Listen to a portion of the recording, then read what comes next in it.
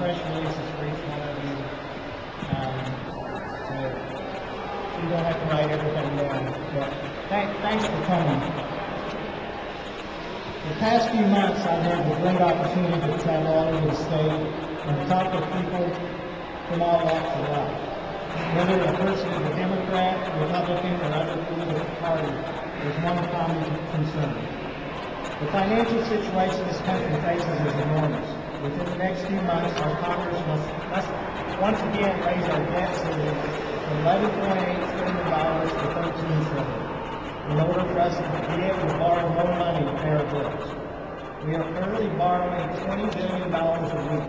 And if we run those numbers out, $100 billion every 5 weeks, and that's just to keep the lights on. This cannot continue. Traditionally, my party has been a party of fiscal responsibility, individual freedom, personal responsibility, and less government. I believe that we have become a nation void of real leadership, not standing firm on the principles that our nation was founded on. Too many of our elected leaders have become part of the problem rather than part of the solution.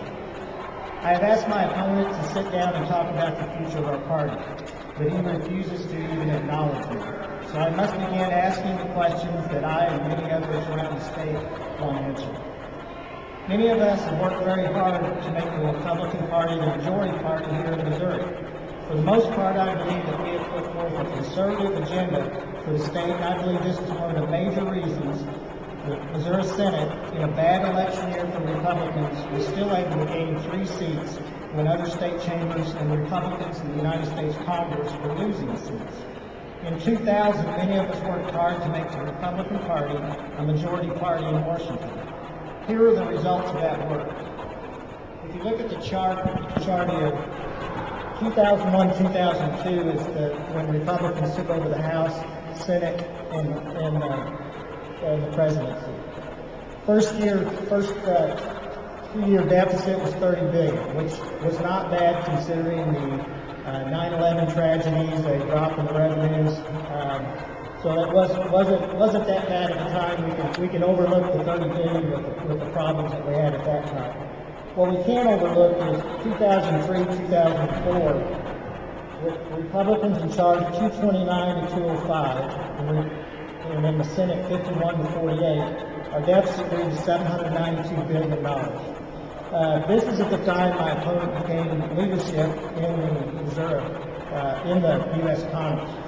So in a leadership position, you're able to drive policy. So in 2005-2006, it was a high mark in the Republican Party, with the House at 202, the Republican, and the Senate was 55-44. And we all understand the 2006 elections, 2007 elections, because I believe that Republicans did stand on the principles and put forth a conservative agenda and actually stand on what the party is founded on, a change in leadership occurred. And we can see that it was business as usual back to $617 billion. So really when Republicans got in charge, because they didn't stand on their principles, basically nothing changed. And now we're back to even higher record deficits. 2001-2006, the Republicans were in charge. We have no one to blame but ourselves, since we had the House, the Senate, and the presidency. And it's ironic that the first plank of the Republican Party is a balanced budget. So is the party to blame, or is it the people we've elected? In homes all across the state, families are buckling down and making tough choices to balance their checkbooks. Is it too much to ask our government to do the same? This is probably the reason most people want to clean out Washington, regardless of party affiliation, and replace Congress with people who can actually balance a checkbook. The question I want to ask my opponent, and I will continue to ask this in the coming months,